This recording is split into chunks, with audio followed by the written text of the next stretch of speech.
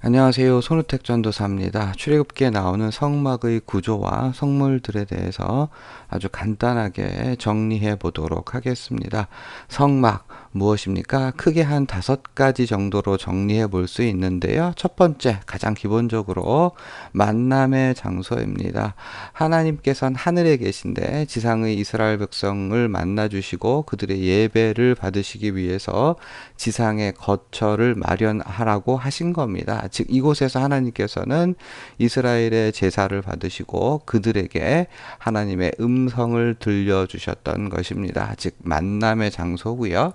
그런데 이 만남의 장소인 성막을 가만히 살펴보면 그 구조 속에서, 기능 속에서 하나님께서는 거룩하고 거룩한 분이다라고 하는 것이 드러나게 됩니다. 즉 하나님께서 거룩하시다라고 하는 것은 우리 인간으로 하여금 우리의 연약함과 부족함과 허물과 죄를 깨닫게 하여 주는 거죠. 하나님의 거룩하심을 바라보면서 자기 자신의 실체를 만나게 되는 겁니다. 즉 죄를, 아이고 이게 틀렸네요. 자, 죄를 깨닫게 합니다. 그리고 이 죄를 깨달을 때에 이제 이 죄에서 벗어나기를 소망하겠죠. 죄에서 정결케 되기를 원할 텐데요. 이 성막에는 정결하게 하는 그러한 기능을 가지고 있는데요. 동물의 제사를 드리고 물두멍에서 손발을 씻고요. 그런데 그러한 모든 제의 예식이 근본적으로 한계를 가지고 있습니다. 동물의 피가 인간의 죄를 완전하게 능히 씻게 하지 못하고요. 그 중보자인 제사장 역시도 자신의 허물과 죄를 가지고 있습니다. 그래서 이것 가지고는 안 되겠구나 해서 궁극적으로 완전한 제물이요, 완벽하신 제사장을 기다리게 되고 소망하게 되니 그것이 바로 메시아를 소망하게 하는 기능을 가지게 되는 겁니다. 그리고 더 나아가면 이 성막에서는 그 메시아께서 이 땅에 오시면 어떻게 깨끗게 하실 것이냐, 메시아의 사역을 가르쳐 줍니다. 죄 씻음 어떻게 해주실 것인지를 알려주시는 거죠. 그분께서 어떻게 우리를 위해서 사역을 하실까 이 보여주는 그림자적인 역할을 하고요. 한 걸음 더 나아가게 되면 이 메시아를 통해서 구원받은 하나님의 백성이 어떻게 살 것인가, 성도의 삶에 대해서 지침을 가져다 준다. 이렇게 크게 5가지 정리할 수 있습니다. 만남의 장소고, 죄를 깨닫게 하고 메시아에 대한 소망을 두게 하고, 그 메시아는 이 땅에서 어떻게 사역할 것인가, 그리고 그분으로 말미암아 구원받은 성도는 어떻게 살아야 되느냐, 이렇게 알려주는 역할을 하는데요. 특별히 4번째, 5번째는 예표론, 타이폴로지, 모형론이라고 하는 해석 방식을 통해서 교훈을 받게 되는데요. 이것은 이제 풍유법, 근본적으로 이제 알레고리적인 해석을 해야 되는데 요거는 자의적인 해석이 될 가능성이 높아요. 그래서 요 부분에 대한 해석은 좀 조심하는 게 좋다는 거 참고하시면 될 겁니다. 자, 다음 출애굽기에는 이제 성막의 구조와 성물에 대해서 이제 두 본문에 나타나고 있는데요. 첫 번째, 출애굽기 25장에 30장 그리고 36장에서 39장 두 본문 나타납니다. 요 앞부분에서는요, 하나님께서 모세를 불러서 모세야 성막 이렇게 만들렴 설명하여 주시는 부분으로 나타나고요. 두 번째 본문에서는 이스라엘과 모세가 하나님께서 명령하신 성막을 이렇게 이렇게 지었습니다 라고 하는 점에서 이제 드러나고 있는 거죠. 그러면 요 두 내용이 다르냐? 아닙니다. 내용은 똑같은데 다만 전개 방식과 순서가 좀 달라요. 예를 들어서 25장에서는요, 가장 중요한 성물인 언약궤, 법궤를 어떻게 만들 것인가를 설명하는 걸로 시작하는데 반해서 36장에서는 성소를 넘는 그 장막, 휘장을 어떻게 만들어야 되느냐. 또 특징적으로 이 부분에서는요, 이제 물두멍과 향단이 비교적 뒤쪽에 설명되어 있는 것을 발견할 수 있습니다. 왜 그렇게 다른 거냐? 같은 내용인데 궁금하실 텐데요. 궁금하면 500원. 자, 구글은 모든 것을 알고 있죠. 그래서 성막도 구글한테 가서 성막 이렇게 치시면 굉장히 많은 자료를 찾아볼 수 있는데요. 가장 그럴듯한 그림을 한 장 빌려왔습니다. 이름 없는 이 만드신 상상도를 만드신 분께 감사를 드리면서요. 이 그림을 가지고 간단하게 한번 정리를 해보도록 하겠습니다. 가장 먼저 보시면 이제 좌우쪽 상하 쪽으로 보시면 이스라엘의 장막들이 보입니다. 그렇죠? 이스라엘 백성들의 장막들이 여기저기 이렇게 쳐져 있는 것을 볼 수 있는데요. 이 가운데 보이는 것이 하나님의 성막이 되겠습니다. 이 가장 기본적으로 이제 생각하셔야 될 거는 이스라엘 백성들이 거처하는 장막들, 텐트와 마찬가지로 하나님의 성소, 성막 역시 이동식 장막, 텐트로 되어 있다라고 하는 사실입니다. 요즘에 굉장히 이스라엘의 특징적인 부분인데요.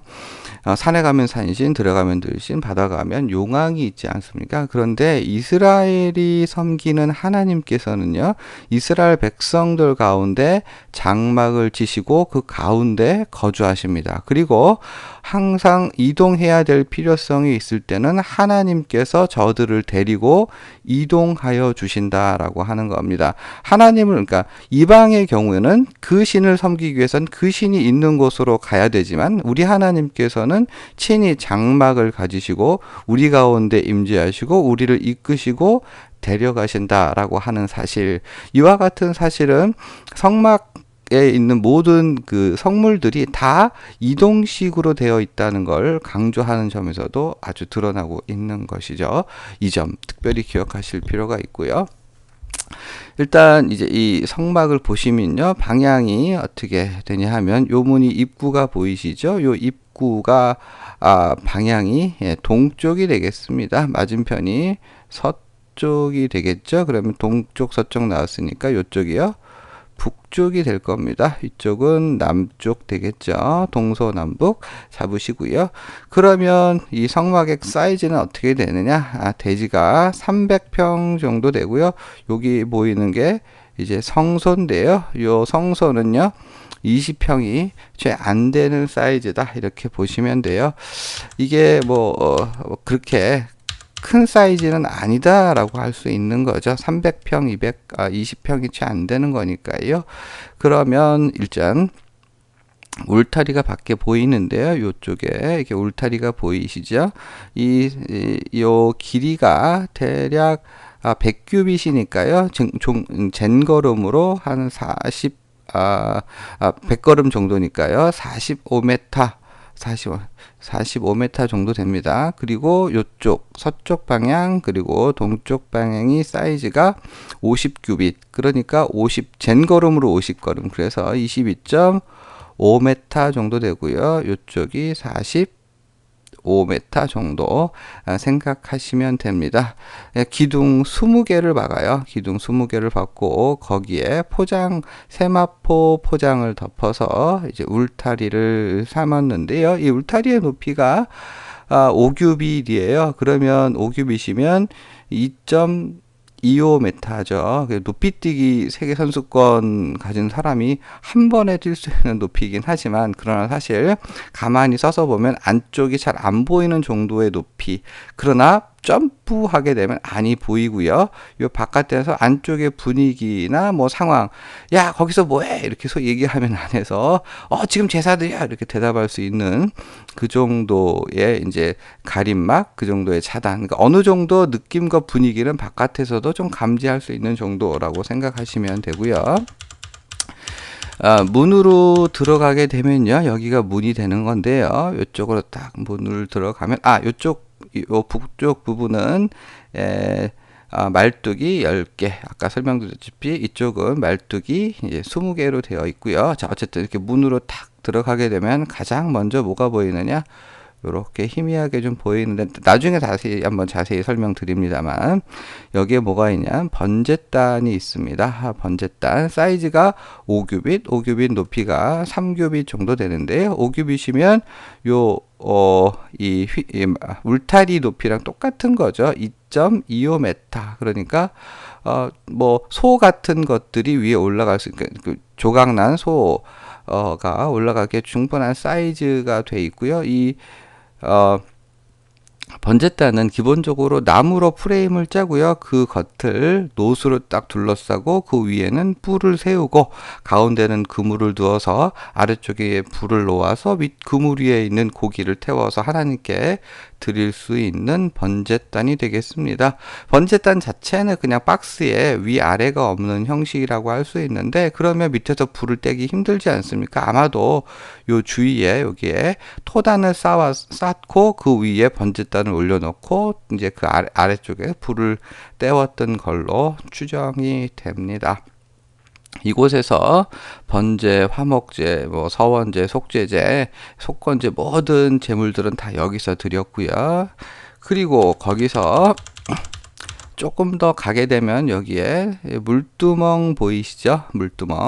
물두멍인데 노수로 만들고요. 어떤 사이즈, 뭐 어떤 모양으로 되었냐는 전혀 이제 암시되어 있지 않습니다. 다만 그 재료는 여기서 수종들은 여인들의 손거울 가지고 만들라라고 하셨는데, 손거울이 뭐 그때 당시는 이제 노수로 만들었으니까요. 그 의미는 아마도 너희 자신을 돌아보라 라는 정도는 깊이 이제 뭐 그냥 단적으로 생각할 수 있습니다. 어쨌든 여기서 제사장이 손과 발을 씻어서 여기에 있는 성소에 들어가서 이제 섬기는 일을 하는 거죠. 거기에 단서가 이제 이렇게 손을 씻어서 죽기를 면하라 라고 되어 있는 거죠. 제사장도 연약하고 허물이 많다라고 하는 사실이 드러나는 거죠. 그리고 이제 여기에 번제단과 그리고 물두멍을 지나게 되면 이렇게 보이는 메인 건물이라고 할 수 있죠. 20평이 채 안 되는 성소라고 불리는 부분입니다. 자, 이 성소는요, 기본적으로 한 20평이 좀 안 된다고 말씀을 드렸는데 높이가 조금 높아요. 10규빗의 높이거든요. 요 높이가 10규빗이면 4.5m 하니까요. 2층 건물 조금 못 미치나. 그러니까 아마서 밖에서 서 있으면 웬만한 저처럼 키가 작아 슬픈 짐승이 아니라면 요 끝자락 윗부분이 아마 보이지 않았을까 이 생각이 됩니다. 이 성소는 밖에서도 어느 정도 그 모양이 윗부분이 보였을 겁니다. 자, 그림을 바꿨는데요. 이 그림에서 한번 보시면 아까 위에 나온 성소의 이제 분해도라고 할 수 있을 텐데요. 성소는요, 높이가 아까 설명드렸다시피 여기가 높이가 10규빗이고요. 요렇게가 30규빗이고요. 요 부분도 10규빗이 되겠습니다. 그래서 이제 그리고 요 3분의 1 정도를 딱 잘라서요. 여기서 여기까지 10규빗을 잘라서 이렇게 나누면 요 부분이 성소고 10규빗, 10규빗, 10규빗 정 육방체가 이제 이게 뭐냐면 지성소가 되겠습니다. 지성소 가장 거룩한 부분이라고 하고요. 그 가운데에는 천막을 내려뜨려서 지성소와 성소를 구별하게 되어져 있었습니다. 먼저 보시면 이 구조는요, 널빤지 구조로 되어 있습니다. 위로 10규빗 높이에 이제 널빤지를 만들고 폭은요 1.5규빗이었어요. 그러니까 널빤지 30규빗이니까 널빤지가 20개가 들어가겠대. 1.5네요. 참 1.5 곱하기 20에서 30규빗 되지 않습니까? 그러니까 1.5규빗 넓이의 널빤지, 즉 높이가 10이고 넓이가 1.5규빗인 널빤지 20개를 쫙 쌓아가지고 프레임을 만들었던 거죠. 이 재료는 조각목으로 되어져 있다라고 되어 있는데, 조각목에 금으로 이렇게 코팅이라고 해야 될지 둘러싸야 된다라고 할지 그렇게 딱 싼 걸 가지고, 그리고 요쪽 부분은요 6개요. 널빤지 6개로 쫙 세우는데, 다만 요쪽 모퉁이에는 각각 널빤지가 추가가 됩니다. 그래서 6 플러스 2 총 8개의 널빤지를 하고요. 그래서 요 앞쪽은 휘장으로 되어 있는데 기둥 5으로 휘장을 매달아서 문을 삼았고요. 가운데 가림막 있지 않습니까? 그거는 기둥 4개를 세워서 휘장을 늘어뜨려서 지성소와 성소를 구별했습니다. 자, 프레임은 이렇게 했고 지붕은 어떻게 했느냐? 지붕은요, 4개의 이제 이 뭐 휘장 덮개로 했습니다. 그런데 첫 번째는 청색, 자색, 홍색 그리고 배실을 가지고 여기 어머나 이게 뭔가요? CD가 떴네요. 잠시만요. 예. 여기 청색, 자색, 홍색, 배실로 여기 그림에 보이는 이제 그룹을 수놓아서 만들었는데요. 그룹은 천사의 일종입니다. 천사 모양을 이제 수놓아서 첫 번째 이제 휘장을 덮고요. 그 두 번째는 염소털이었죠. 염소털. 그 다음에 세 번째는 붉게 물들인 순양의 가죽으로 만들었고, 맨 마지막 덮개는, 맨 윗 덮개는 이제 해달의 가죽 내지는 돌고래 가죽, 이제 뭔지는 잘 모르지만 방수가 되는 재질이라고 보시면 될 것 같아요. 총 4겹으로 해서 요 프레임을 덮는 형식으로 성소가 마련되어 있었던 겁니다. 다시 또 다른 그림인데요. 그리고 요 프레임은 이 가로대, 가로막이 이렇게 총 4개가 보이죠. 그런데 여기 5개가 되어 있는데 한 개는 요 속에 들어가 있는 걸로 추정이 됩니다. 사실 한글 개역개정 성경으로는 가림막을 5개를 두되 가운데에 있는 것은 이 끝에서 저 끝까지 이르게 하라라고 되어 있는데 번역의 차이가 있나 봐요. 이제 다른 번역본들에서는 요 그 널판지 안으로 넣어라라고 하는 의미로 받아들였던 것 같습니다. 아까 설명드렸던 거와 마찬가지로 입구는 기둥 5개를 가지고 거기에 갈고리로 이제 휘장을 늘어뜨려서 문을 삼았고, 그 다음에 지성소와 성소를 구별하기 위해서 기둥 4개를 하고 휘장을 이렇게 늘어뜨려서 지성소와 성소를 구별했는데, 예수께서 십자가에 달려 돌아가셨을 때 이 휘장이, 그죠? 성소와 지성소를 구별하는 이 휘장이 위에서부터 아래로 찢겨 나갔던 겁니다. 자, 그 안에 들어있는 집기를 한번 살펴보도록 하시죠. 자, 문으로 가장 먼저 이렇게 싹 들어가게 되면요, 오른쪽 편에 떡상이 있습니다. 떡상.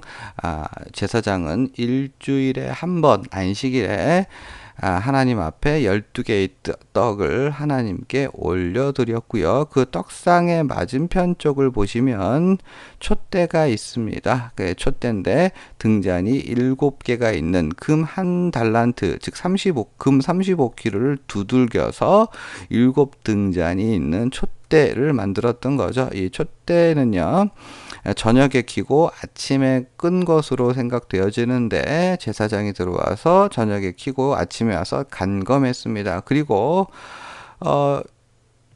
여기에 있는, 즉 지성소 바로 맞은편에는 이게 바로 분향단인데요. 분향단은 제사장이 저녁에 이 초를 키러 들어와서 여기에 향기로운 향을 불사르고, 그 다음에 또한 아침에 촛불을 간검할 때에 다시 한번 이제 초를 향을 불살랐던 겁니다. 그러니까 떡은 일주일에 한 번, 초는 등잔은요 저녁에 한 번 키고요. 그 다음에 향은요 저녁과 아침에 이렇게 하루에 2번 키도록 되어져 있었습니다. 자, 그러니까 제사장은 손 씻고 매일마다 이곳에 들어와서 사역을 했고요. 그리고 지성소의 경우는요 1년에 한 번 대속죄일에만 대제사장이 이 휘장을 걷고 안으로 들어갈 수 있었는데요. 그 안에는 뭐가 있었냐면, 여기 보시면 요 구조물이 바로 이 성물이 바로 언약궤, 법궤가 되겠습니다. 궤자는요, 이게 궤자 갈 때 궤자니까 상자란 의미입니다. 이 상자는요, 사이즈가 뭐 4자짜리 어항 정도 크기입니다. 이렇게 이제 보시면, 예, 그림이 참 재주가 없네요. 자, 요게 2.5 규빗이고요. 1.5 규빗이고요. 높이가 1.5 규빗입니다. 그러니까 1m 좀 넘는 사이즈의 큰 어항 정도의 사이즈로 보시면 되는데요. 조각목으로 프레임을 짜고 그 위를 안팎을 금으로 둘러싸서 만들었습니다. 그 안에는 하나님께서 모세에게 언약하실 때 주셨던 두 돌판, 십계명이 기재되어 있는 두 돌판을 넣어두라. 이게 출애굽기에는 그렇게 나오는데요. 여기에는 사실 아론의 쌍난 지팡이와 그리고 만나가 또한 들어가 있었던 거죠. 만나 항아리. 그렇게 그리고 요 상자 위를 덮는 뚜껑이라고 할 수도 있고요. 내지는 하나님의 보좌라고도 할 수 있는 이제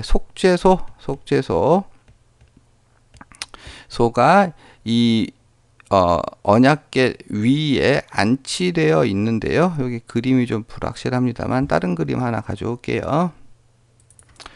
자, 해상도는 좀 안 좋습니다만 보시면 이제 요 부분이 이제 속죄소 부분인데요. 속죄소 부분은 요 위에 특징적으로 뭐가 보입니까? 그룹이에요. 천사의 일정이라 그랬죠. 두 천사가 마주 보고 있는 형태로 되어져 있고요. 물론 금으로 만들었습니다. 그리고 요 가운데 스페이스 내지는 요 자리 부분을 시은자 은혜의 자리라고 부르고요. 하나님께서 이곳에서 이스라엘 백성들에게 말씀을 하여 주셨던 겁니다. 가장 거룩한 곳이라고 할 수 있습니다.